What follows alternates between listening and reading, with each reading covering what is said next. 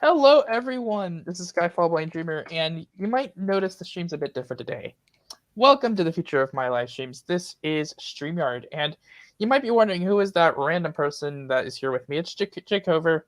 Everyone here should know Jacover by now. He's awesome. Talks a lot in voice chat on Lucid. He's got that Australian flair to him. And he's going to be the first one on one of my live streams because he is available at this time of night when most of my friends are in bed or are busy doing things with life. Well, the first this is a proof of concept test, by the way, for StreamYard. Say hello, by the way. Oh, I love that. It's only in the afternoon for me, early. Awesome. Well, it is the afternoon in Australia, but it is 11:33 p.m. here in the United States on the East Coast. Thank you everyone for showing up. I did just get my 500th lucid dream today. It wasn't really spectacular, but it was kind of funny, and I had some fun dreams last night. But the future of my live streams is something I want to draw everyone's attention to. You notice that if any of y'all have talked to me, you know likely that I've wanted to get people on my streams before. Now I have a way to do that. I have a way to bring people onto my streams in a way never really done before, at least by me. And this is StreamYard. To me, it is kind of worth the money. I am planning to buy the basic package at some point. It's $240 a year. I am planning to actually buy that. Thank you, Aquatic.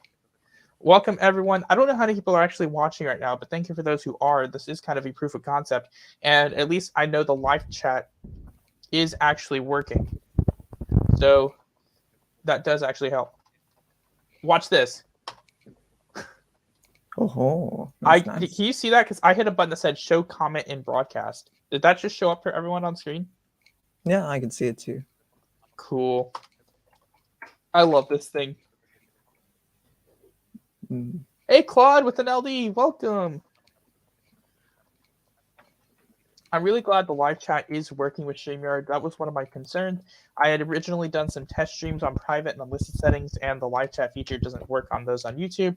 So I was initially concerned. I can't do my normal configuration directly through StreamYard, but once it creates the stream, I can edit the settings and get them to my liking, and then I can broadcast from here. And this allows me to have the unpaid versions up to 6 people, and it has the watermarks. The paid version, it can be up to 10. But I can host panels on here. I'll be able to have people on here watching comments and stuff if I ever get big. This is going to be the future of live streams. I'll be able to have people on here talking and commenting, and it won't just be me all the time. And it'll be a way to sort of have discussions on lucid dreaming topics. I want to have people who maybe disagree about certain things that are nuanced and have a discussion. I think that would be fun. I want to do stuff like that. You want to bring Maverick on there? No, I don't want to bring Maverick on here. He's an a-hole. I want to bring people like Sensei and DJ and people like that who may not agree on certain things and have different approaches. And I would bring them on here and have them hash it out and have discussions on why they think their approach is best. Hello. Yeah, Aquatic, you're awesome. You've done a lot of commenting. You've really helped me test this live chat out here. How many people are actually watching? That's one thing StreamYard is not showing me right now. Let me see here. It has an edit broadcast option, but that only has the very limited settings. I checked YouTube. It says 3 watching now. How many? 3 watching now. 3. Okay. Yeah. Oh, it says it. It says 5. Wait, did it just go up to 5? No, did it? Because it said 3 and then it just went up to and it said 5. We're at 331. I don't even see this. Let's see.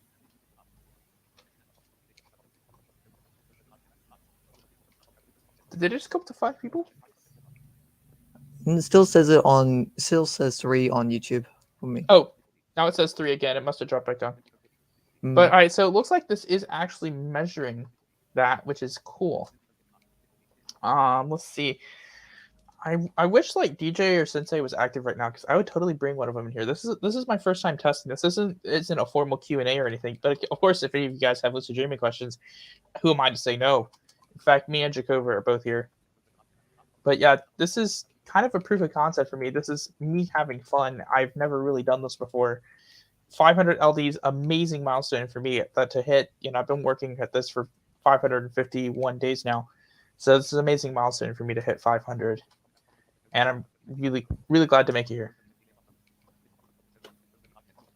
Yeah, sadly, none of the people online right now, like who DJs. Is teammate Aqua versus Aquatic? You guys confuse me a little bit. But yeah, the ceiling is up right now, Pime Aquatic.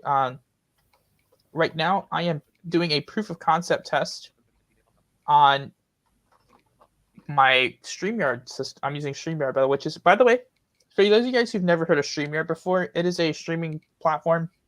It's no download required. Now, to get their actual things without their watermarks all over it, it does require you to pay them money. However, I tried to get OBS to work, and their interface is atrocious. I'm blind; their interface is not accessible. StreamYard, I think I found one unlabeled button on the entire website. Every single thing that I could set for like layout on the stream, it describes it to me. It tells me what it is.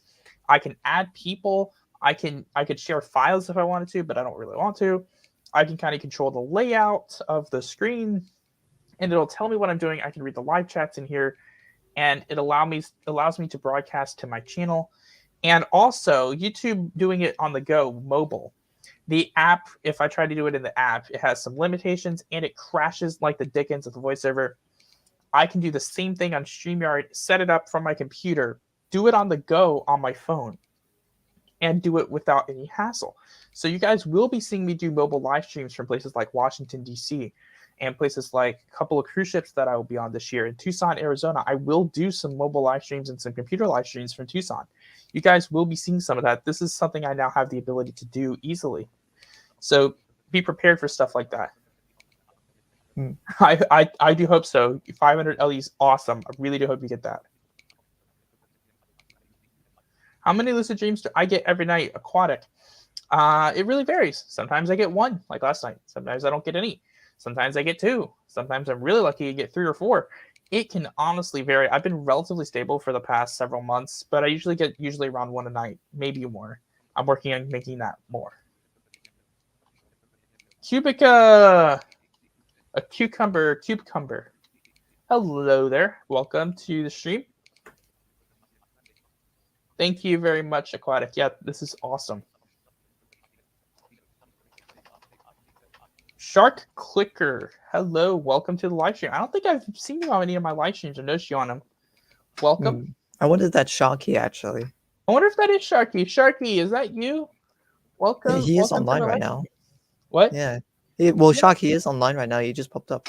That's cool. That's legit, man. Thanks. Welcome to my live stream. My live stream at midnight, just about. This is unusual for me, but I mean, this is also new kind of new territory for me, and just a fun territory to be in. I'm really happy to be here and to be doing this with you guys, and to now have a new platform. And this live chat is really easy to use and pretty seamless. Yes, thank you, Sharky. Thank you. Yep.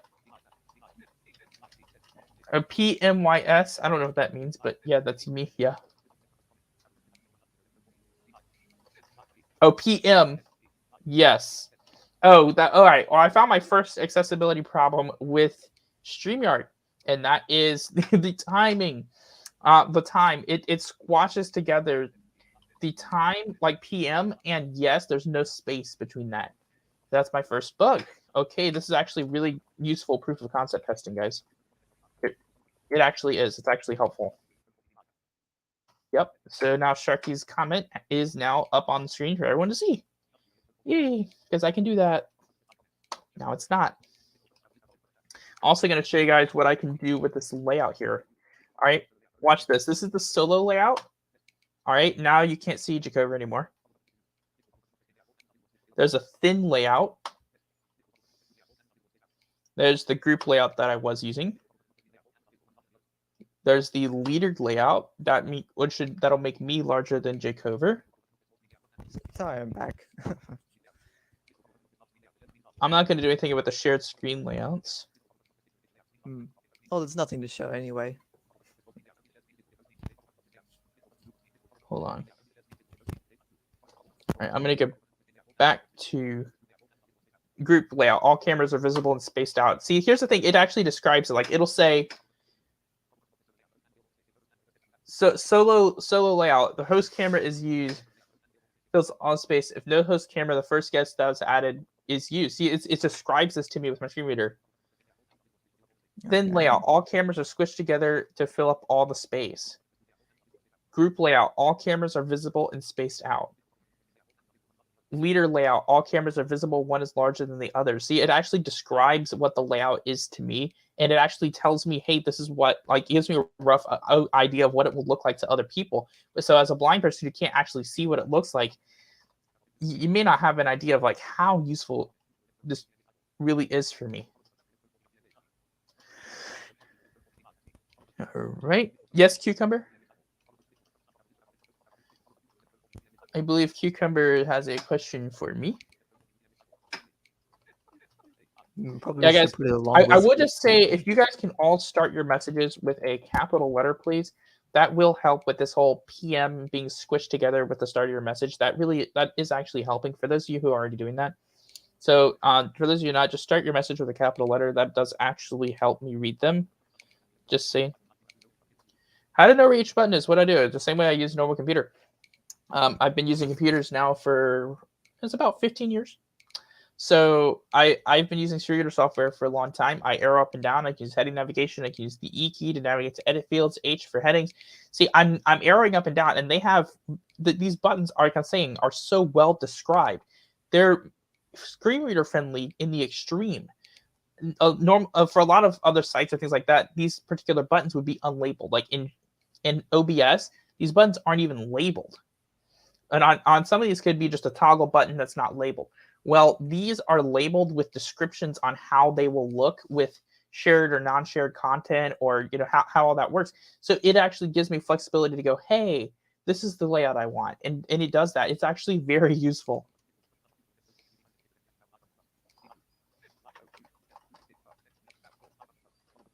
I get to pick the 10th reaction after one more, I think. Oof, that's but sad. yeah, it's very close. Also, like I said, Cucumber, if y'all could start your messages with a capital letter. I know it's really hard to use like the shift key or the caps lock key. I know that's really, really hard to get capital letter. But if you could maybe please start your message with a capital letter, it does actually help you read them. Thank you. Is this sponsored? If this were sponsored, then I would be getting StreamYard for free.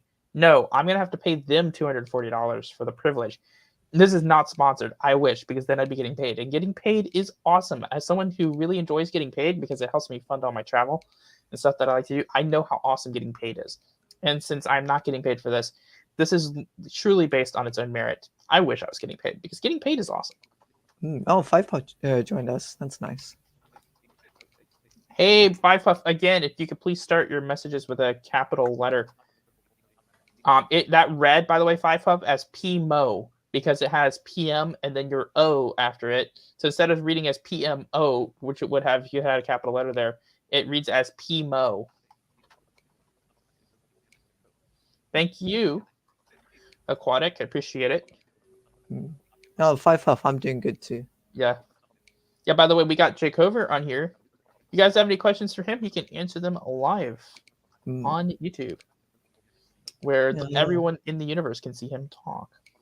Yeah, most people just don't join the voice calls on Lucid or Discord, Dream Cafe. Yeah, I do plan to get more people into some of my live streams, but they need to be people that I know and vet. So like Jacover and Lunar, people who I talk to just about every day, and people who I know I can rely on to basically behave themselves in public. Them they get sort of first dibs at my live streams because they're available. And then Sensei, DJ, Mizik, if she ever gets available, Naya, people who I know and trust for months of experience working with them, they also get on here because they also have some really cool stories to tell, and they'll be like panelists when I actually do panels. I can actually go back to what I was trying to do with stages on Discord and do actual panels, except they'll be visual live streams where people can actually watch. Someone asked me a question. What's called Quantic. Do you have a good amount of experience with ADA? Actually, no, I don't. I actually never tried it before. I don't know. It just doesn't seem like a technique I would like to do, even though I'm actually in a great state to do it all the time, since the medication tablets I take for ADHD put me in a focused state all day, so I can't even daydream. So it actually would be ideal for me, but I don't feel like it. It's too taxing. Yep. By the way, if I can get down to them, if there are questions, I'm going to start showing that question in the broadcast. Does that just show to you, Jacover, or does that can someone watching the stream tell me, like, if I hit the show comment and broadcast, if it displays that comment somewhere prominent for you to see it? I need to know if it's just showing it for Jacover here because he's part of my stream, or if it shows it for all of you guys here.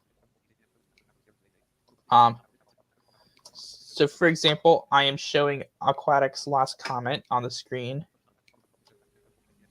All right, sweet, shows for you. All right. So what I'm going to start doing is whenever I'm answering a question, all right, and this is also going to help you guys too. So those of you guys who listen to my Q&As, you guys know sometimes I get bogged down in the chat. Like if it's really busy, I'll be behind. Now what I can do with this is when I'm answering a question, I can highlight what question I'm answering and show it in the broadcast so everyone can see exactly where I am in the chat and know exactly what I have and haven't gotten to yet, which I think will really help people because it's my way of being able to say, be able to be fair to show everyone where I am in the chat and, so I haven't caught up to you just yet. I'm going to start doing that. So yeah, thank you, Aquatic, for helping me test that. You guys are all beta testers, by the way. You are all beta testers for a brand new thing. I'm at least brand new to me thing that I'm doing. Every single one of you is a beta tester. I don't have any salary for beta testers though. I don't even have a salary for myself. So yeah, you guys are, unfortunately, this is unpaid labor, but hopefully it's enjoyable labor. Anyway, Jacover, what do you think of my chances of being a really crappy comedian? Crappy comedian. Oh, you love telling like Darwin Award jokes. I do like Darwin Award jokes. People are dying to hear them. Anyway, Aquatic, thank you very much. I do appreciate that. It does make it easier, and that's the reason I want to do it, is because it'll make it easier for my viewers. Yes, Jacover? No, you actually, wait a second. You tell like dark dad jokes. Like dad jokes are never usually dark. Those are not meant for YouTube, man. Those aren't meant for my public YouTube channel. Yeah, I make some jokes. Yeah. But I do like Darwin Awards. If you want to get an idea for the kind of humor I like, I do like Darwin Awards. I will say, just a warning, most Darwin Awards do involve someone dying, so they're not for everyone, but they are all about stupidity. So, at least for me, they're pretty funny. Anyway, now we got that grisly subject out of the way. What next? Oh yes, my upcoming travel. Well, so as I've probably told everyone all this before, but it's got a new meaning now. I can actually do mobile live streams on the go without issue. So what you might see from me is some travel vlog, lucid dreaming travel, weird vlog things that I might do, where you might see me do a live stream from, say, Dulles Airport or the Washington Mall, or there's this observatory in Arlington actually that I'm going to go up. And it wasn't really crowded last time I was out there. So I'm going to go up there and live stream from the top of that thing and video out of it. So I can just start walking around and give everyone views of Arlington, Virginia and Washington, D.C. while I do a live stream, because I think that'd be kind of interesting. Give you guys a change of flavor. I'll do the same thing for the cruise ships. I'll show you guys. I'm going on 2 cruises this summer. I'll show you guys the cruise ship that I'm on. I'll pick a deck somewhere to hang out on. Maybe somewhere that's not too crowded, and just show you around the ship a little bit. And just, have fun and hang out. I'm going to bring you guys into my travel, which I really enjoy doing. So yeah, being able to do a mobile live stream on StreamYard is going to make my life on that front a lot easier. So I really am looking forward to doing more of this. And I do hope to have viewers along for the ride. Hey, we have 6 people on now. It actually shows you and me on the stream. Like, it shows the stream and it shows people on. And it has like this unlabeled button under my name, and then it has you, Jake Hover. It has you, and then it has live 18:57, almost 19 minutes, and 6 viewers. It keeps saying Mike is muted, but Mike is not muted. How do I know? Because we've been talking for 19 minutes. Yeah. Well, yeah, I'm muted sometimes, when I'm doing something. But no, but it says that regardless of if you're muted. Oh, wow. Well, it says Mike is muted at the top. Like, so it ignores the fact that we're actually lagging. But that doesn't matter to me at all, because I know the score. Yeah, it doesn't have to be a black screen anymore, although I can't see the difference. So yeah, Aquatic, it is going to be fun. When I'm traveling, and I'm traveling 4 weeks this summer, I'm doing 2 cruises, with one with my mother, one with my father. Each of them are doing 1 cruise, and I'm doing both of them. That also means I'm paying for my half of each one of those. It's about $1,060 and plus some change that I've already paid, but it's a good chunk of money, needless to say. But anyway, doing that, I'm doing a 9-day trip to DC that I booked in January. And then in July, everyone knows, probably knows this already, but July 16th, I fly out to Tucson, Arizona. I fly back on the 22nd, and I will be attending the 39th Annual International Dream Conference at the Los Ventana Canyon Resort in Tucson, Arizona.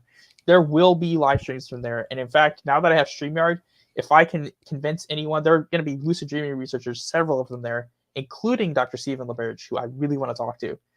And if by some miracle I'm able to convince any of them to do an interview with me, it'll be through StreamYard. And you guys will get a front row seat if I am able to get that to work. And that is the type of experience I really want to bring to everybody. That's sort of a goal I have for myself, is to get an interview with someone who's a well-known lucid dream researcher at this conference, to network and to do what I say I do best, but I really enjoy doing, and just networking with people, meeting people, talking to people, telling people about myself, learning about people, and just communicating and trying to, get myself recognized, noticed. Yeah, I'm gonna have a lot of fun, Aquatic. It's gonna be one heck of a summer, and StreamYard's along for the ride. I'm gonna have to pay them $240 to get their watermarks off, but I'm gonna get their watermarks off because, eventually my channel will become big enough that I am able to monetize some of this content, and guarantee you an interview with Stephen LaBerge is something that would get a lot of views on lucid dreaming, especially because it'll be something that can be easily linked to people. People can see that and actually see a discussion. And I want to have more than just a run-of-the-mill interview. I actually want to have a discussion on lucid dreaming techniques and get into more of the weeds, not just the social level, because anyone can do a social level interview, like, your personal history, how'd you get into it? I mean, there are interviews like that all over the place. He goes into some of that and exploring the world of lucid dreaming. And if you look up interviews on Stephen LaBerge and just look up stuff, there's a lot of the same stuff. But I want to get into something like, okay, what have you learned since, like, explore the world of lucid dreaming? What have you done, like, any refinement on research or techniques since then? Do you know anything about Dreamviews or the modern Discord communities? I want to pick some of these people's brains and see what they know about the next generation of lucid dreamers. That's us. That's us on these Discord servers, and what they think of us. They're the old guard. They're the people who've been researching this for decades, and we're the new kids on the block.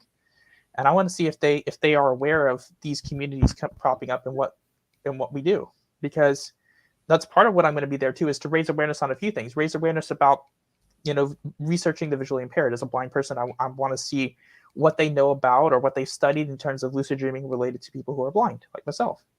Also want to raise awareness about younger communities like ours, and see what other communities are out there, what other types of lucid dreaming groups are out there, what age ranges and demographics, and get to know people like that.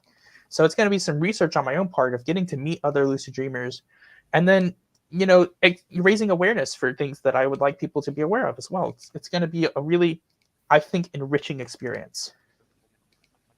Yeah, I can't wait for it either, Aquatic. And now everyone can see that I can't wait for it. Also, the best thing about StreamYard is that you can actually interact with other lucid dreaming content or other YouTubers. Yeah, yes, you can, which means I can do that. And also, there's a destination. You can add multiple destinations. And one thing I want to experiment with StreamYard is if you can only add YouTube directly through someone's account, or if you can add stream keys. Because if you can add a stream key to this, then I could stream simultaneously to my channel and DJ's at the same time. And we both had the same stream. Now, it's mainly meant for you to be able to, like, simulcast to Twitch and to YouTube and to, like, Facebook at the same time, kind of. But I want to see if I can broadcast to more than one YouTube channel. Now, I don't want to add other people's YouTube channels through my account for obvious reasons, because one, I shouldn't have access to their YouTube channel, and two, they shouldn't have access to mine. I mean, that's pretty fair, right? Even though we trust each other, it's still not the best idea to, like, give people direct access to all of your stuff. I mean, that's just not a good move anyway. And I respect people's privacy. I'm not going to do something like that just to broadcast a live stream every now and then. That wouldn't be very respectful.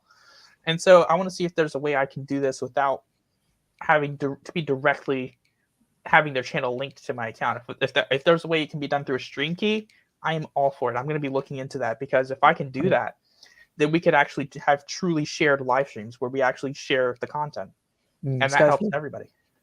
Just saying, DJ Dreams is online actually. Oh, is he where? Ping him. I just see him. Yeah, let me get it pinged. Thank you, Noah Carter. Well, there's no point in me pinging him. You should probably just DM him or something. Yeah. Thank you. I'm catching up on some comments real quick. All right, I just caught up on comments. Guys, I'm in a quest to see if I can get DJ Dreams in here. No, that'd be fantastic. Let me see here. I'm going to ping him the voice tech. All right.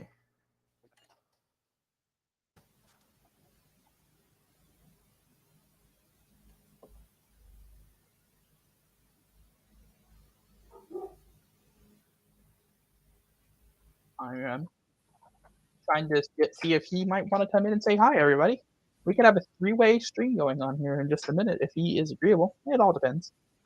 At least he didn't say threesome. That would be really bad. No, but you said it. Pointing it out. Yeah, quite a bit would be a statement TV. Well, there isn't actually that much. There's actually has been so here's the thing though. There has been quite a bit of research into lucid dreaming, but lucid dreaming itself is still an understudied field compared to there have been a lot of research on lucid dreaming, but it's not been part of the scientific fold. Lucid dreaming has been researched for thousands of years in spiritual communities, Buddhist communities, other like religious communities, things like that, spiritual communities. It hasn't really been scientifically researched much except for the past, say, 50 years.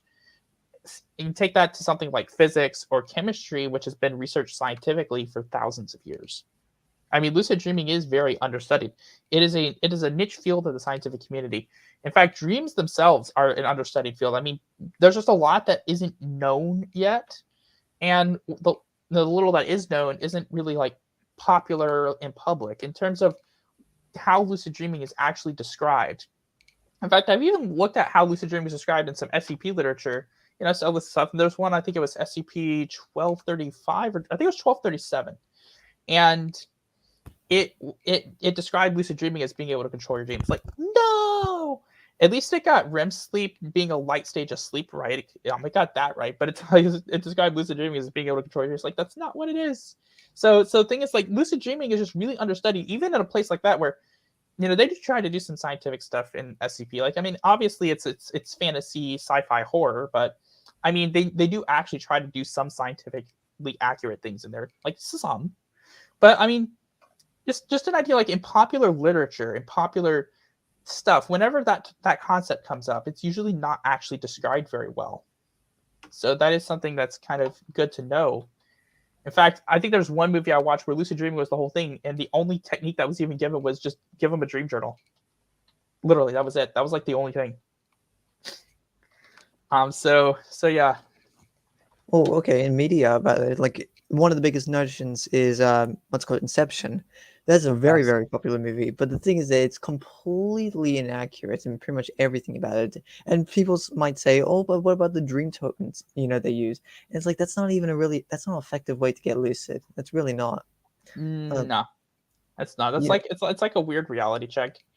I wouldn't really consider that an effective way to get lucid. I really love this whole thing because it's basically Jacover and I can act like we're in a VC together, but we're actually streaming live to you. There's not a ton of delay. StreamYard really does coordinate this really well. Like, we can hear each other, we can talk to each other, we can coordinate with each other pretty well. It also gives you before you go live, you could talk to each other and figure out all the settings so that it can be set up as just how you like it before you actually go live. I mean, the way this is done is just really nice. I can honestly say I have no complaints. Like, the only thing I really had to complain about is the fact that there's no spacing between the time and someone's message. That's like the only complaint I have. And considering the things that I could complain about it any other way I could be streaming right now, that's really not a lot to complain about, guys.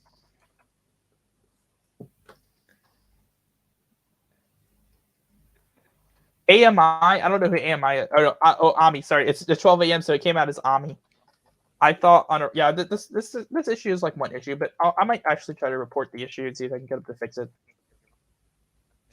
thought onerology is studied a lot because apparently it plays an active role in psychology. I am going to put that on screen. Onerology, onirology, the study of dreams.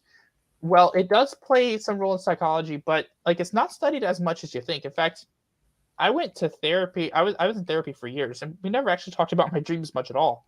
Like, I don't think it's studied as much as it could be. It's like a footnote. Oh, your dreams can be this. Like, and dreams are usually studied in terms of nightmares, not like lucid dreaming in the sense. In fact, there are a lot of therapists out there who don't know what lucid dreaming is. I was just in my university. In fact, I was in one of my buildings in my university last week. It was. Wait, was it last week? It was last week. Actually, yeah, it was. It was last Monday. It was now a week before yesterday. I was walking through one of these older buildings that my school has. I won't name the school or the building. I came out of the elevator and was looking for room 106, where there was an office for a person I needed to talk to about declaring a minor and something like that. Now, I was right next to the offices for the psychology department. And the person who ended up walking me down there to that room is a doctor, a professor. He had a doctorate. And he's a psychology professor. And I told him I'm into lucid dreaming. He says, you're into that? It's like, do you know much about lucid dreaming? And it's like, it says something like being able to control your dreams. Like, no, it's not. This guy is a professional. This guy's a PhD. This guy's a psychologist. To show you how much of an understudied field it is, it's not a mainstay of psychology. Like you don't learn about lucid dreaming when you learn about psychology. It's not something you would normally learn about. A lot of schools don't teach it. In fact, I actually went through some of my school's psychology curriculum just out of interest to see what they taught, and I didn't see a single class that referenced dreams. So it's really an understudied field. Yeah, it's sci-fi. It is sci-fi and action, but yeah, they also think it's based on something real, at least in some of the dream parts. It's like the people in Hollywood decided, you know what, we're gonna, here are things that Inception gets right. Dreams are things that happen when you sleep, and it's possible to know you're in a dream. Jacob, when you say it's about right, that's about what Inception gets right about lucid dreaming. Yeah, basically, that's pretty much it. One of the worst things from Inception, though, something even worse than the dream tone stuff, it's that they make it so that dream time is not the same as real life time or waking time. Yeah, the whole layering thing. That's where that misconception comes out of there for a lot of people. That just kills me. And also, it makes a lot of people think. Like, I always get this often as a dream guide, but some people always report, "Oh, I just had a dream within a dream." Yeah, and you get that often. I've been getting that for the past 2 years. Well, not 2 years, but year and a half. I've been getting that for a year longer than you have. Yeah. Hello. Yes, I'm VCing on a stream. Also, welcome to StreamYard.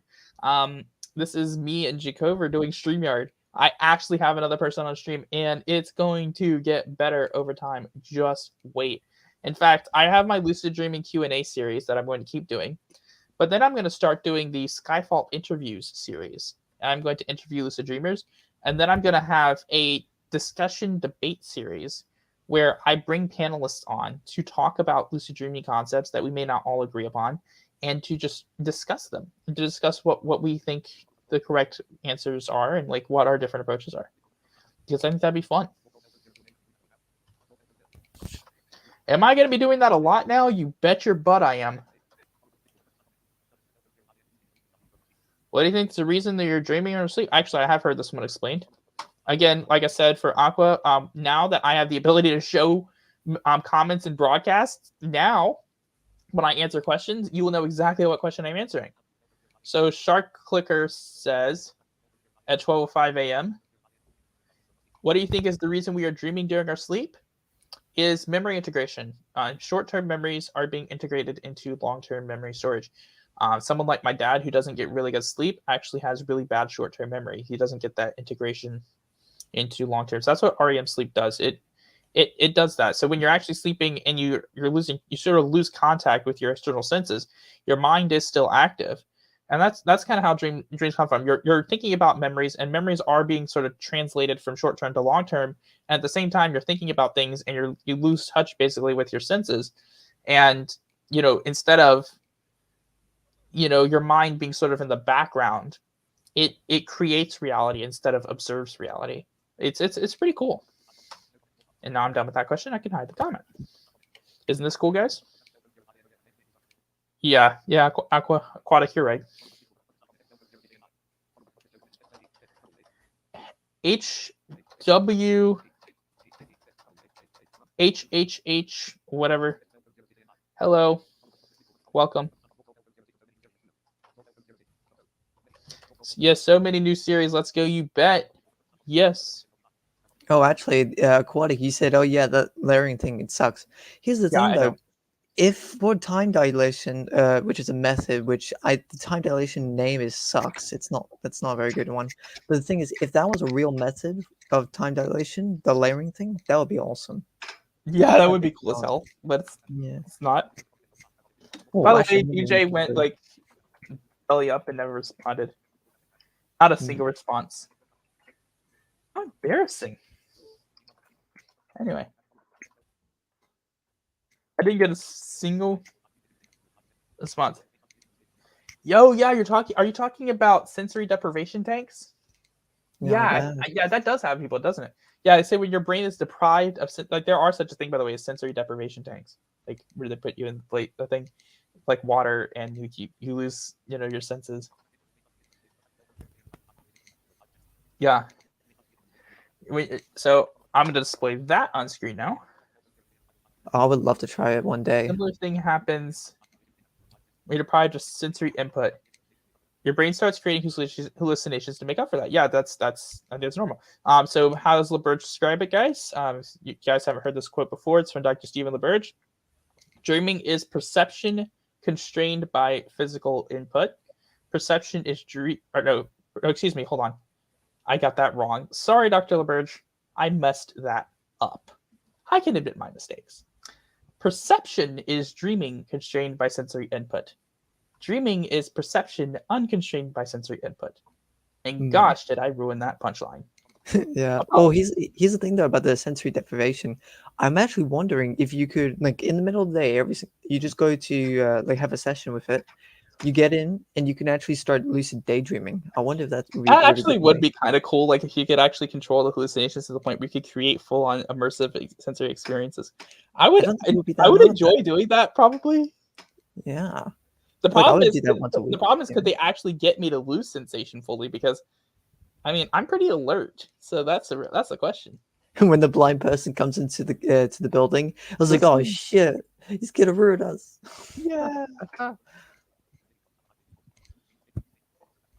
Thank you for the grats on the 500. Yeah, I felt like I've had the choice to lucid dream. In fact, it's more like I've gotten lucid by making a choice. I decided, for example, lucid dream number 18. I was in a Cessna 172. I've been trying to incubate this for a while. We were taxiing towards the runway. I decided that I was at Teterboro Airport. And after making that decision, I knew I was dreaming. I just decided I was at a specific place, arbitrarily made it so. Yeah, I've got lucid. I call that decision control. Making something a certain way just because you decided is that way. I call that decision control. It's really fun. Yeah, by the way, there's a lot less dead air when there's more than one person on stream. I think you're picking that up.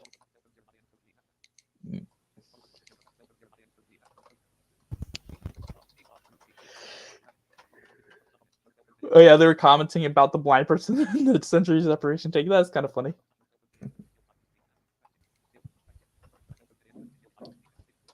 All right. Oh, this is a good one. Is practicing skills inside a lucid dream actually effective? Especially since expectations can't affect dreams. It depends on the skill. All right, if it's something that you know how to do, like say you're playing piano or you're singing or you're playing an instrument or you're practicing repetitive motions, if it's training like muscle memory and training, things that are sort of repetitive, yes, you can practice that. All right. Now, what you're basically practicing is going through the motions of doing it, and you're using the same neural pathways you would doing that in a dream as you would when you're awake. So you can actually do that.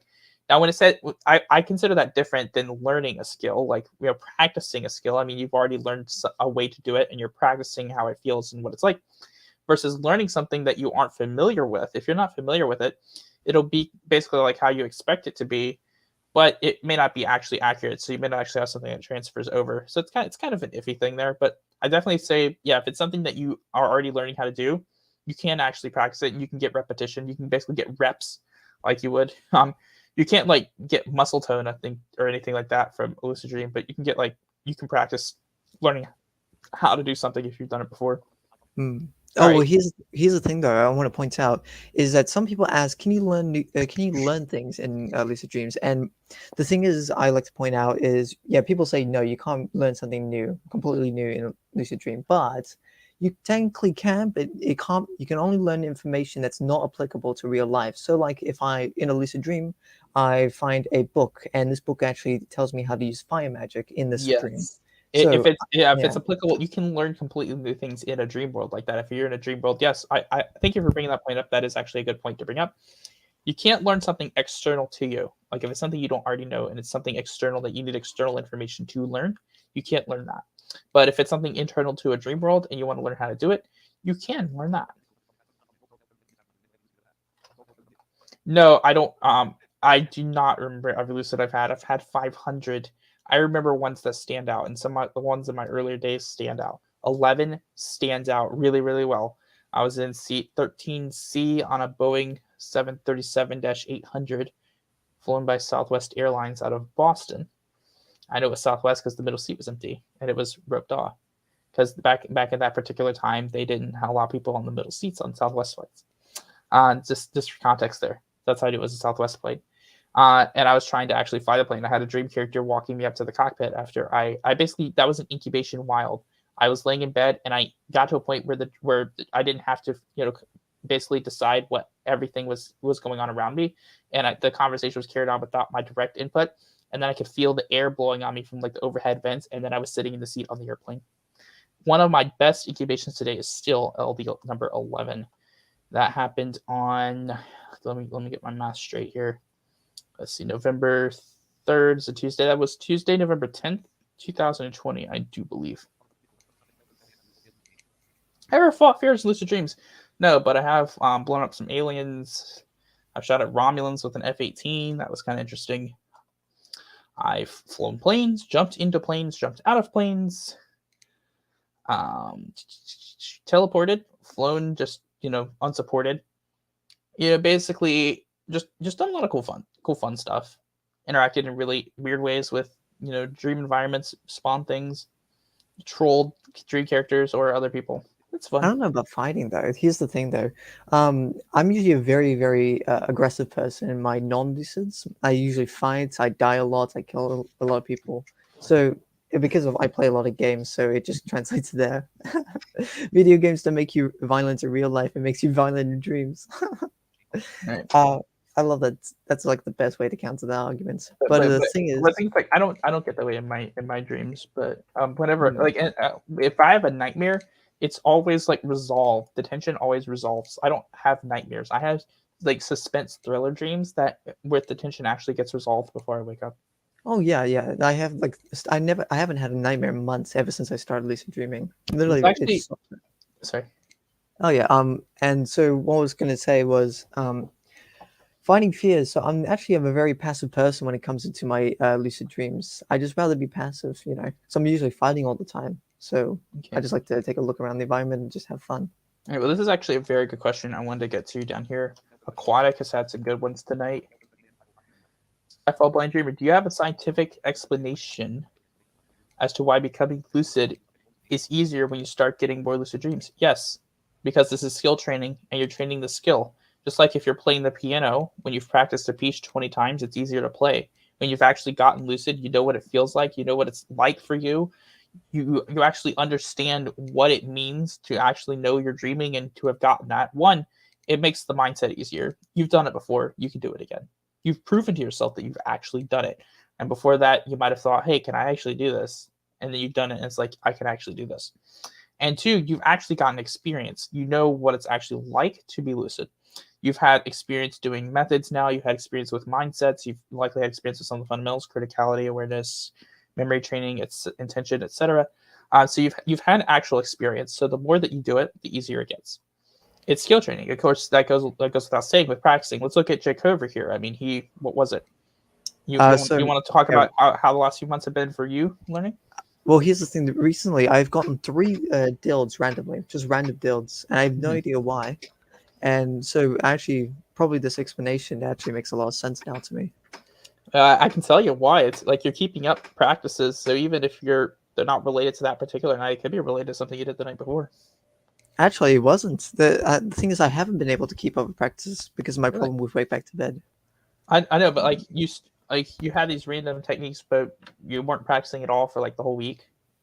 Well, I couldn't, so I wasn't able to.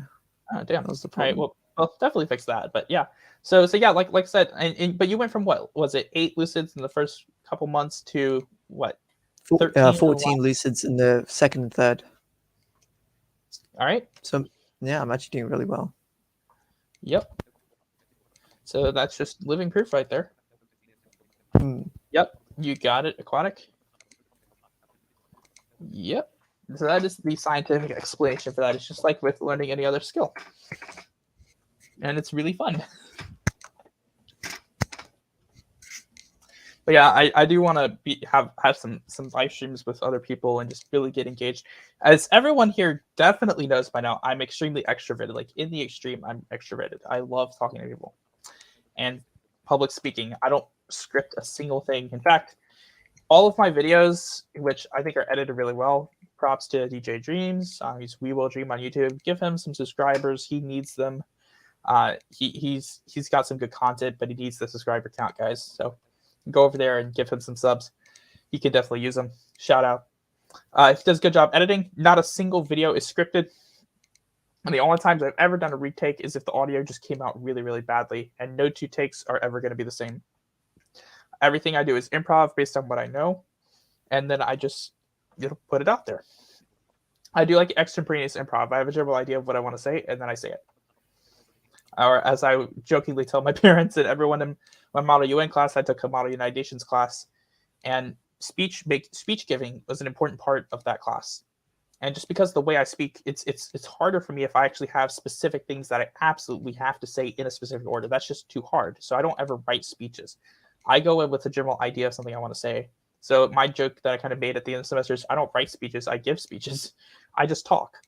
And I eventually am able to think quickly enough to make my words make sense, just like I'm doing right now. And that's how I give public speeches. Exactly like I'm doing right now. How does wind works? I mean, how does wind work in a lucid dream? It's present in almost all of the lucids I have. It's even more present than my other sense, and it feels so real. It works exactly how you would expect it to, basically. Like how you most strongly associate it with it working. I've only had one dream where it actually was present. That was actually in the lucid. I believe it was my 4th or 5th lucid. I was in some wintry town at night, but literally I thought I want to fly again, but I want to fly in a completely different way because I flew like Superman before and all these other ways. And so I'm going to fly by asking the wind to take me somewhere. So I just asked the wind, take me to this specific place. I just threw myself in the air and I felt the wind pick me up and flew all right over like the mountains and forests at night. It was absolutely amazing. It is kind of cool. I didn't really see it. Yeah. All right, I'm gonna experiment. Now I could use some actual like headings on here. I'm gonna do a little experiment, guys.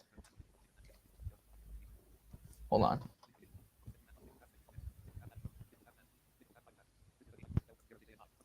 Hold on.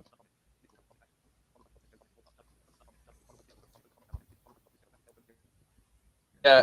Oh, hold on. Hold up here. Oh. Cucumber, thank you. Welcome back. By the way, guys, on my phone, there's an option where I can add background music. I haven't yet found it on the computer. I'll have to do more digging.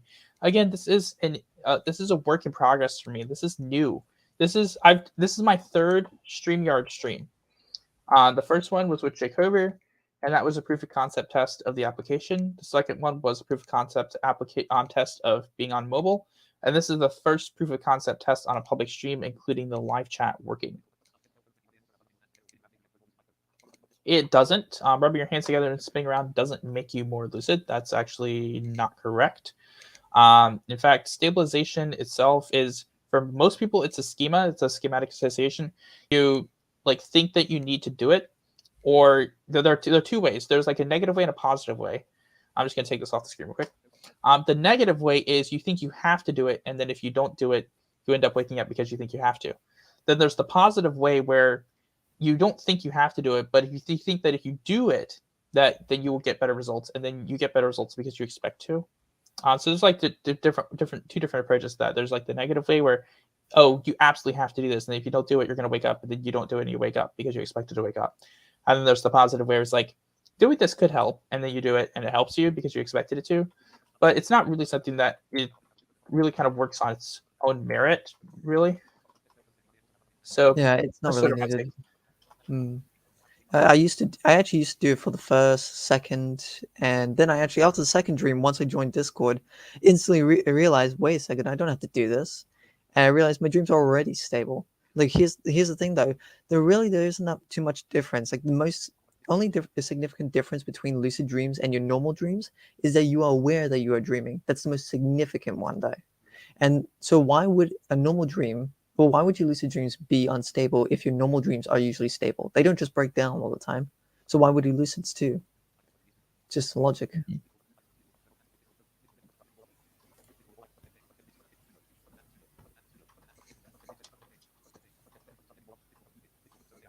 Cool. I'm just looking through some settings here.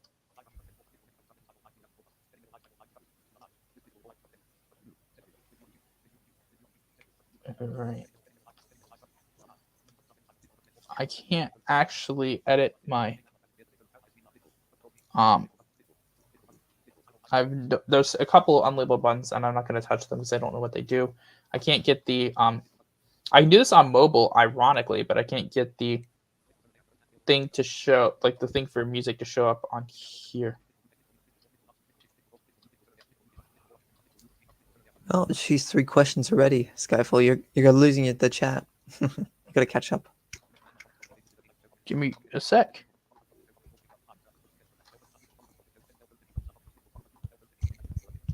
All right, aquatic.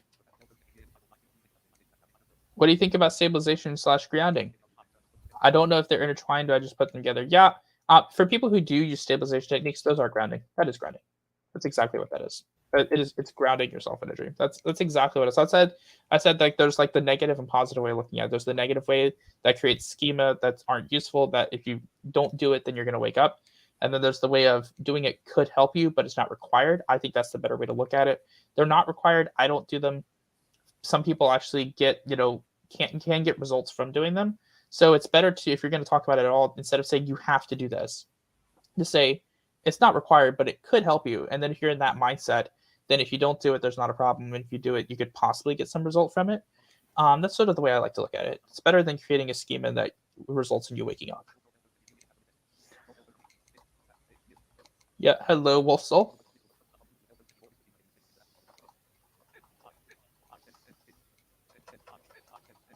It is a schema, Cucumber. Yep, that's exactly what it is. It's a schema. It's a schematic association. Technically, I call it like a association. The schema is basically all the associations for a particular concept.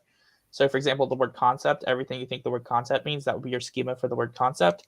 So it is a schematic association. It is that type of an association. I would say, I generally use that term in that way when I describe that stuff, because that's basically what it kind of is. So you're trying to do intention, wake back to bed. I put this one on screen, Jacoby. You can jump in here too, because you had some really good experience with this. Spoken 12:24 in the morning. I've been trying to do wake back to bed without alarm because I don't want to wake people, but I have been able to wake up during the night. Okay, exactly what are you doing? Are you trying to set intentions? Are you doing survey? Jacob, do you want to weigh in here? Because I've never needed this, but you've actually gotten results from doing this, so you can probably Yes. Well, here's the thing about setting intentions.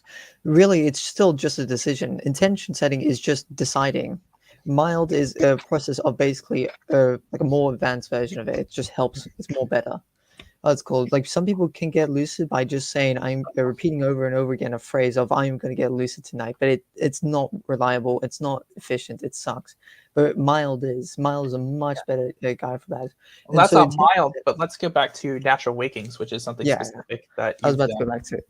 But here's the thing. So for setting intention, you can actually just basically just decide. You just decide that you are going to wake up at a certain time, or you're going to wake up after REM period, and usually that means every 90 minutes. So Or after if your I dreams. actually use the phrase "I am going to wake up after every dream period," and that has allowed me to get up to 4 wake back to beds a night just by that. Yeah. And a very good way of also making it more effective is you combine it with reviewing your dreams before bed, which is a dream recall method. That can actually help. After every dream, you reassure your affirmations, and then it's going to do it for a few more dreams after reading a few, and And, then you just go to bed. and actually, one of the things I harp on with mild is, in fact, what you just described is something I would actually recommend doing here, like just to make associating that decision when you're reviewing your dreams, because what you're doing is you're associating it with your dreams, just like you would associate an intention with mild. You're associating it to your dreams. So the point of doing that is that when you're dreaming, your association is remembered and you're more aware of it. That's kind of the point of doing an intention that way. So what Jacober's saying is spot on in terms of doing it when you review your dreams. It is like if you're wanting to wake up after your dreams and you're doing it while you're reviewing your dreams, then you're associating your intention to your dreams. So going over breaking down a moment the components of an intention. The intention is I call it a present decision to perform a future action associated with a trigger. And that trigger can be anything. It's something you associate your intention with. For example, if you want to pick up eggs at the store, okay, so the action you want to take in the future is picking up eggs. When do you want to do it? When you're at the store. So the point of decide to do that is that in trying to remember it with prospective memory or your memory of tasks or working memory is that when you are in the store, you'll remember that you wanted to pick up eggs. And the thing with mild is you kind of use mnemonic devices for that, like a shopping list at a grocery store. And that's what using your previous dreams in mild is for. Okay, thank you very much for that. Schmogan, I do hope that helps you out. Heswa, that is misinformation. That is not correct. Yeah, that's really bad. Yes, that's bad. I'm not displaying that comment because that is not accurate. What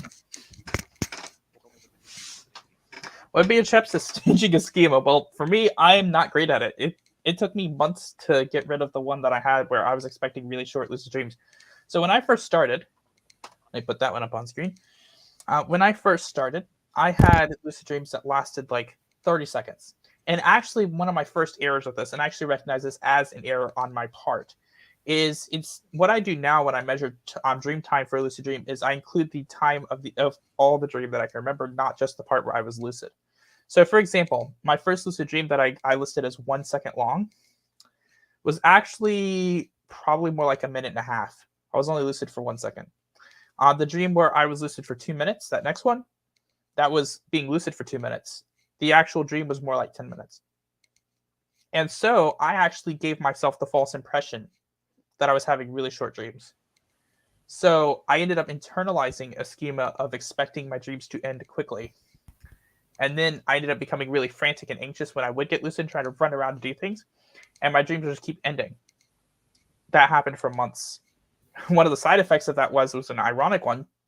There were some nights where I ended up getting a lot of lucid dreams in one night because I had a bunch of Dale chains. I think my record was like 9 in a night because of Dale chains.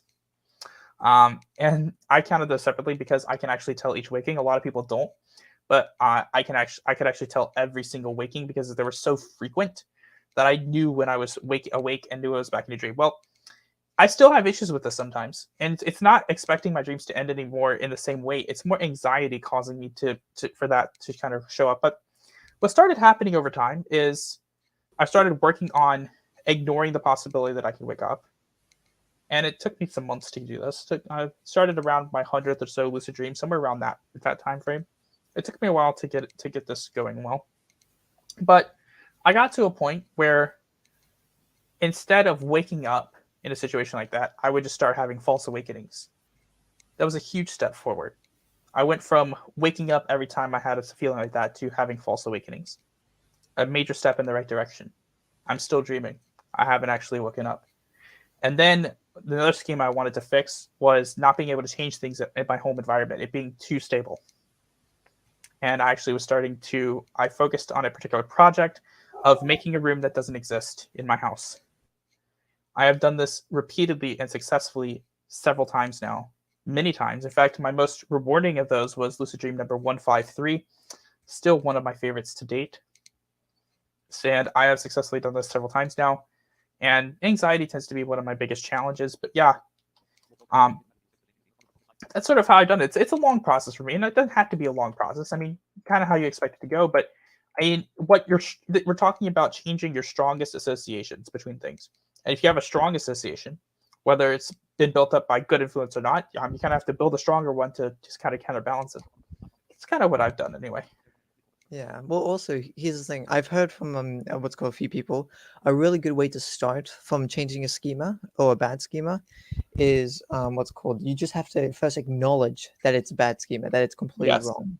It's something that's going to negatively affect you. And I've done that. It can still be difficult, but I am a firm believer in that old maxim: knowledge is power. Knowing what actually has a hold of you is and being aware of that, I think it does help. Oh yeah, definitely. It still take time. It can still take time though. At least for me, that's just my experience. It doesn't have to for you. It really depends.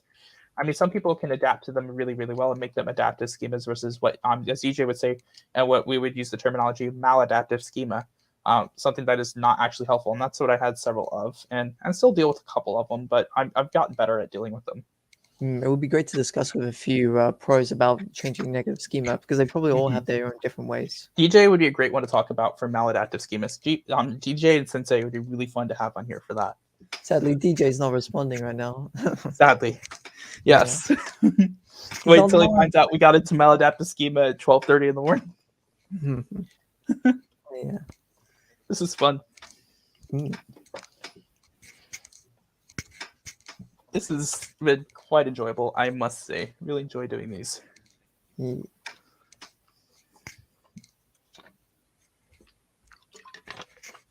Oh, it's cool.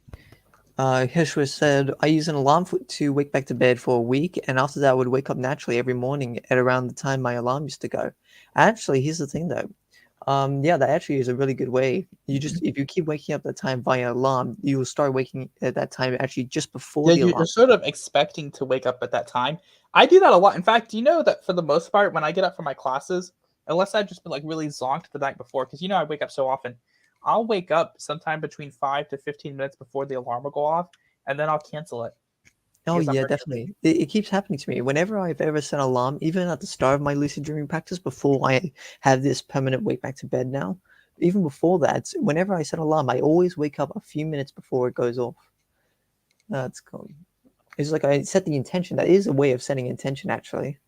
You're deciding that you are going to wake up at this time by this alarm, but you wake up just before the alarm because you're already aware that you're going to wake up at this. Precisely, yeah. I mean, it's an interesting way of setting intention, but it's kind of like this thing is going to happen, and the closer you get to it, the more aware of it you are.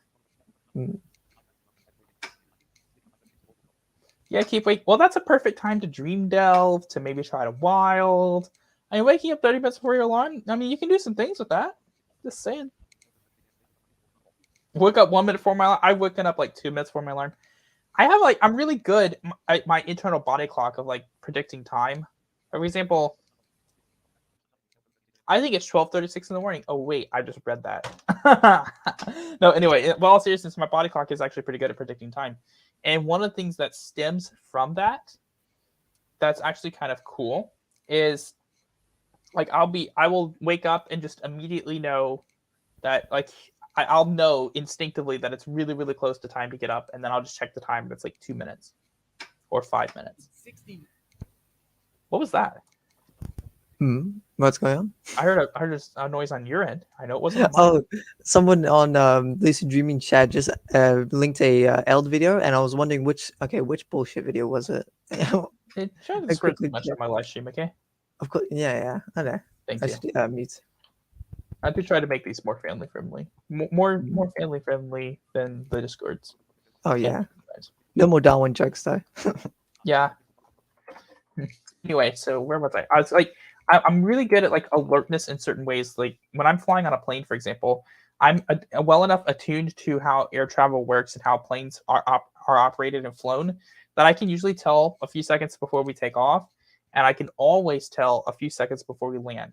The throttles will be throttled back there, so there'll be a change in pitch of the engines, the auditory pitch, and then a change in the pitch of the aircraft, and I will feel that a few seconds before we land, and I will always know that we're landing a few seconds before we land. Always, without fail. I can't even look out the window. It's either runway. Yeah, that was all apparently, I guess. Tips on how to remember my lucid dreaming goals after waking up. Sometimes I forget. I would say if it's after waking up, that's a little too late, I think, to be remembering your lucid dreaming goals for inside your dream. Or are you talking about doing a technique? Now, because if you're talking about doing a technique, the way I'd say to remember it is set an intention. Like if you're talking about wake back to bed and waking up to do a technique, set an intention, right? So one of the things I go over in my head before bed, I don't do it every night, but I do it most nights, is I have like a checklist. Okay, here are things that I want to do. Here are my intentions. I just go over each one really quickly and basically create a checklist and check each one of them off. And that includes, all right, so what I want to do, that includes weaponizing my wakings, like, doing techniques during my wakings when I wake up, thinking about my dreams, things of that nature.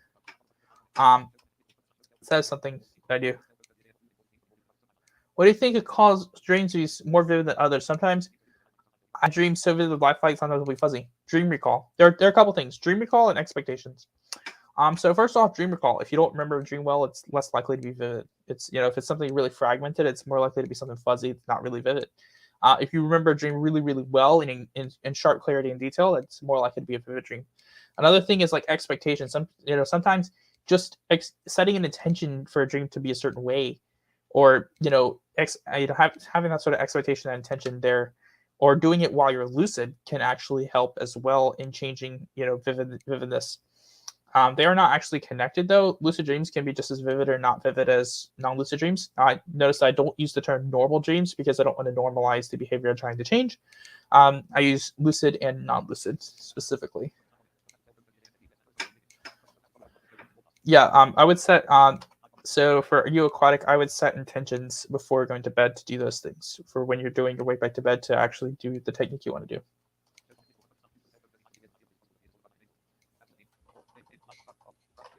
Is it possible to create like a HUD like games or apps and dreams? Yeah, a heads up display. Yeah, it's completely possible to create that. You can create just writing up in the air or something moves around with you, or you could create a physical helmet or device. Yeah, you could create a tactical or just like a heads up display. Yeah, you could do that in a dream. There's no reason why you wouldn't be able to do that in a dream. I have a really good saying. When people keep asking questions of "Can I do X in lucid dream?" a very, very good answer is that you can do whatever you want. There is only one rule in lucid dreaming, and it's that the dream does not last forever. They just don't. Yeah. Doesn't matter how long, what you do, it will end. Yeah. Although apparently looking at a mirror is terrible. Yeah. Jeez. You should probably point out the mirrors. So you know why? I actually have a joke for you. Mm. You know why looking in a mirror is a terrible thing to do in a dream? Because you might see yourself and you're really ugly. Oh, that's good. Oh, you see that ugly mug? That's more scary than the monster. Anyway, that's enough mirror jokes for tonight. But I thought that was funny. One joke, and it's just too much now. Well, I don't want to joke too much and like rag on people, but I do think that was funny. But we should also point out that mirrors are completely fine. Yeah, it's you'll see whatever you expect to see or whatever you want to see too. Yeah, that was exactly. Yeah, thanks aquatic. Yeah. I do like to tell myself some jokes every now and then. Everybody. Lucid dreaming jokes are so good compared to like the dad jokes. Yeah. At least we all get them technically. Yeah. You got the whole gang here just chilling out on a live stream. Yeah, I make like a doc for Dream Guide copy paste stuff to help people. Now I just need another doc of all these lucid dream dad jokes. Yeah, all Probably my perfect. lucid dream dad jokes. Well, you got one to start with. Yeah.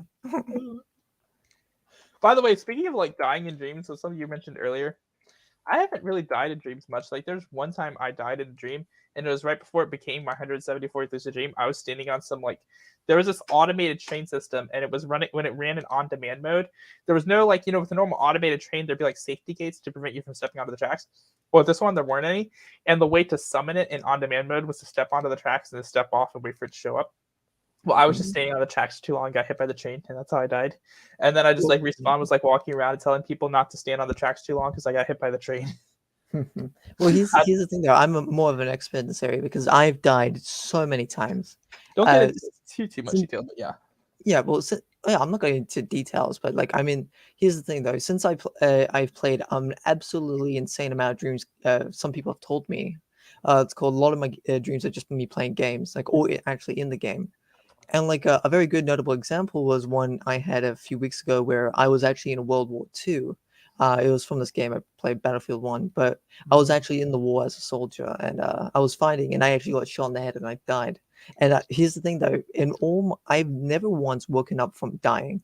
Every single time I died, I've always just respawned or gone to a respawn selection screen. It's absolutely hilarious. It's hilarious. Respawn. Yeah. Anyway, hello Hexy Hexagon. Hello. Yeah. I like how all of the info I know is from Eld. Yeah. He's not the only one, so just to be very, very clear, when I say the vast majority of YouTube advice on lucid dreaming is not accurate, I don't just mean him. I mean anyone like lucid dreaming experience or really anyone. I mean, most lucid dreaming YouTube content is inaccurate. I actually hate lucid dreaming experience much more than Eld. I know, and I do too, because yeah, he's a scammer, but he's also active. Like, he's actively posting, and he actually believes what he says, which is even worse, because he's like, I don't want to get into too much in terms of like YouTube politics or anything, but like, it's not like it's kind of drama, but he actually like believes what it is. I've watched like or witnessed YouTube comment debates between him and some other people, and I feel like he really has a lot to learn. He's one of those people, like, and to quote something Tifrat said about someone like who's like so invested in their worldview, like he's so invested in, he really believes all of this. Like, he's not someone who would be open to actually changing. I can just tell by his like personality and by some of the things I've observed him saying. And Tifrat is like interesting. He's like a mixed bag. I think Just Phillips says it pretty well. It's like his dream control stuff is pretty good. Some of his like advice is good, but like his actual lucid dreaming like technique stuff is not, for the most part. So like it's actually it's a really mixed bag with him. Like, on the one hand, he'll say something like really, really useful. Like, he talked about like almost basically criticality and like examining your environment as a form of reality check. It's like, yay, someone who actually talks about this. And like, a few months before that, he talked about worst things to do with lucid dreams. Like, no. Yeah, that's terrible. So it's a really mixed bag. So that's why when you're dealing with stuff like, I mean, when for the most part your best case scenario, especially among popular lucid dream YouTubers, is a mixed bag. There's some good things and some bad things. Your worst case scenario is there aren't any good things. I mean, a true best case scenario is everyone is like everything they say is like pretty decent, but there aren't that many channels that are really accurate. And I don't usually go around plugging channels, but I will say, like, Sensei, he's I mean, Wheel Dream stuff, like, they're doing a good job. Sensei's doing all these streams. I would watch more of his streams if they weren't in the middle of the American work week, Tuesday and Thursday at 2:00 on the East Coast. Really. I joke around with him and kid around with him all the time about that, because he's always doing his live streams when America is working and not when people would really be able to watch, at least in the US. Also the thing to point out. Oh yeah. Also the thing to point out, I didn't just watch lucid dreaming experiences videos. Actually, I barely watched those. I watched I listened to his podcast. Literally, some of the stuff on there is so stupid. Oh my god, it's absolutely terrible. Like, one of the ones I watched was and I actually believe this, which was killing dream characters is bad for your mental health. That was it's absolutely dumb. It's the dumbest thing I've ever heard. Actually, I think that's one of the worst things to say, in my opinion. I mean, Because especially in terms of like it creating that expectation, so that when someone does it, it creates something like really graphic and traumatic. yeah, Because no, that actually can create that type of an experience for someone if they believe it is and they do it anyway. Then it creates that kind of an experience. yeah, I kill a lot of my non-lucids, and like I'm passive in my lucids, but in my non-lucids, I'm an absolute monster. But the thing is, nothing changes with me. Now I can remember my But dreams. then there's Hookie, who's a monster in his lucids. Like I'm scared of him. I'm he really goes scared of around and him. destroys universes. We hear some horrifying stuff from that dude. Like, I don't Yeah, know, he's a torturer or something. All this stuff. he does some really crazy stuff in his dreams. I will say, like, there was one guy who had a lucid dream about me, and for some reason, I slapped him out of the dream with my cane, which I personally thought was funny. Like, as I was a dream character in their dream, I found that funny. Wolf Soul was asking if dying hurt for you. Oh, dying hurts. No, not at all. I've like okay, for the example was the Battlefield 1 or the World War 2. Got shot in the head. I literally I guess I died before I even felt any of the pain. So well, I couldn't feel anything. But literally, I have not felt pain when I've died. But in some cases, like a few days ago, I just had a dream where some witch stabbed me with her fingernail in like the back of my neck, and it hurt like crazy. It's like the most Yeah. pain I've experienced in one spot. I But I didn't actually die. don't. It was Yeah, I fine. actually don't feel pain in my lucid dreams or just in dreams in general. Like I have a really good relationship with my dream. I don't want to. Like I don't expect to because I don't want to. So I sort of make my dreams a really safe space for just having a lot of fun. Is it for Yeah. good or not good enough? Not good enough. Sensei streams when it's 2 a.m. for you and 2 p.m. for me. It's the best of both worlds, isn't it? Oh, that's a cucumber. All right, we are officially caught up on comments, everybody, and this has been a lot of fun. I mean, what do you have to say about being on my first ever multi-person live stream? I had a good time. It was pretty good.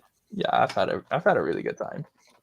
Granted, I really should be studying for my class and going to bed, but gosh, have I had a good time. Yeah, See, like are all there the any pro more people comments or any get more online to shit questions? schedules. Yeah, are there any more lucid dreaming and related questions before we head out? This has turned into an impromptu Q&A. Everybody knows I will be using StreamYard streaming in the future, and this stuff is awesome. So,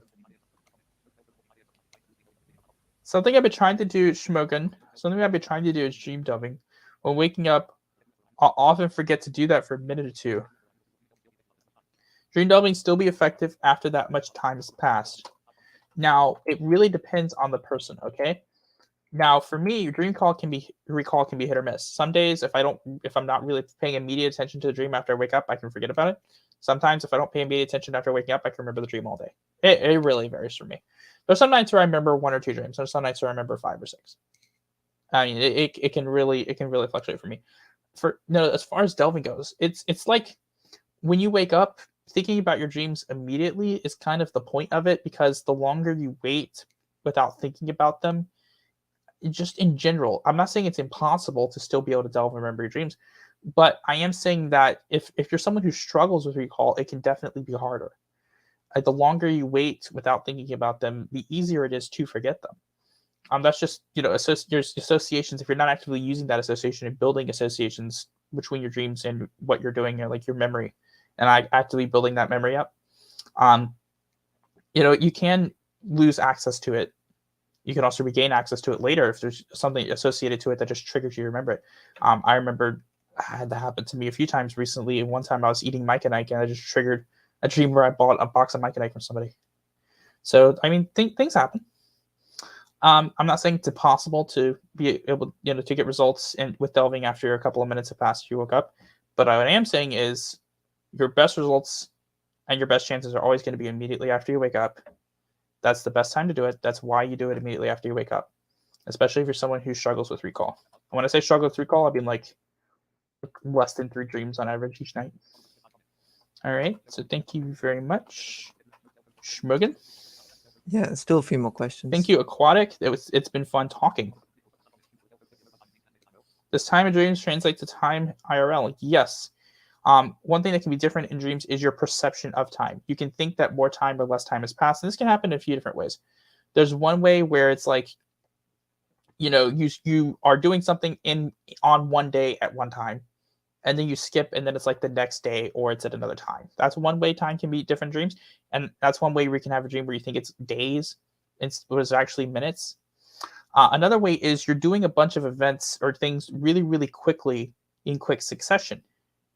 Now, you're not actually spending the same amount of time in real life that you would do spending each event, like each activity that you're doing. You're perceiving that you are, but aren't actually doing that. You're just changing your perception of it. So you're perceiving that like you spent more time doing something than you actually did. That's sort of the other way it works. And then the third way is false memories. Like you get to a point where you actually create false memories of doing things that you didn't actually do. And those are sort of the ways that time perception in dreams is different. Time itself is the same. Time perception can be different. Whoops! I meant to have that comment showed when I talked. For some reason, I always feel wake back to bed with the alarm. I know the alarm goes off, but I just don't wake up. Have you tried doing natural wake back to beds with intention, like we discussed earlier? Also, a very good way. Apparently, it's not just do sound; they actually do vibration alarms. Apparently, they help a lot. My pleasure, Shmogan. I really appreciate answering questions of people and just talking to people and helping people with stuff. I really enjoy all of this. That's why I'm a dream guide. That's why I do all this YouTube stuff too. One of the other reasons I do YouTube and not just Discord is I want to reach the underserved community. I consider YouTube lucid dreaming community to be an underserved community. There's a lot of interest. There are a lot of people involved in watching content. In terms of actual reliable sources, there are not many. I consider YouTube in terms of lucid dreaming to be an underserved community, so I'm out here to serve and to help spread decent information to people and to do so with a support base. So that's why I include all of you guys in here. I'm trying to reach as many people as I can. In fact, if I can bring anyone from YouTube into our Discords and just bring people into, where they can actually learn and develop their practices better and help anyone do that, then I feel like I'm making a difference. That's sort of what I'm here for. By the way, guys, how's the audio been? I am, of course, using the same microphone I use when I normally stream. I just wanted to get an idea for you guys what it sounded like today. I might do things a little differently on my phone when I do phone streaming because I tried it and the audio came out a little bit more cracky because I think it has to do with the fact that I use the adapter on my phone, so it came out a little bit different. So yeah, so let me know how the audio was today for the stream. This is my first test publicly doing StreamYard, so I hope everything was good. No, I've never done time dilation before, honestly. Actually, I have had a TD dream this morning. I believe so. Either it was a TD dream or it was multiple awakenings. I'm not very sure. I had a weird night. I've had several dreams where it's like I spent more time in it than I actually did, but none of those are intentional and none of those were lucid. Like the dream where I spent 5 days, the Lord of the Rings dream, was not lucid. Yeah, it could have been just time skips, or the dream scene changes. That happens a lot to me. Like it happens once or twice. Yeah, it's like a cutscene change. Yeah, thank you, Aquatic, for that mic check test. Appreciate it. I hope my audio is also fine. Your audio's been fine. I can hear you just fine. I just can't hear myself. Yeah. All right, this has been an excellent first test, and a lot longer than I planned on actually going tonight. I'm going to get ready to wrap this up because I do actually need to shower and go to bed and study and all of this stuff before I go to bed. Thank you guys so much for participating tonight. Really appreciate it. If you guys are not subscribed to Skyfall Blind Dreamer, for those of you who are not, you can please maybe hit that subscribe button and hit that like button. Really appreciate it. For anyone who's watching this later, this has been the very first StreamYard live stream. There's more of these in the future. And for those of you who may be watching later, if you're not part of Dream Cafe or Omni Lucid, please click the links in the description below and you can join us there. Guys, I'm going to end this broadcast. Thank you all for watching. I really appreciate it. I'm done checking the live chat. I just wanted to thank everyone for showing up tonight, especially those who stuck through it all the way. People like Aquatic. You guys are troopers. Really appreciate you. Have a good night, Jacover. Thank you as well. I hope you have a good night. See ya. See ya.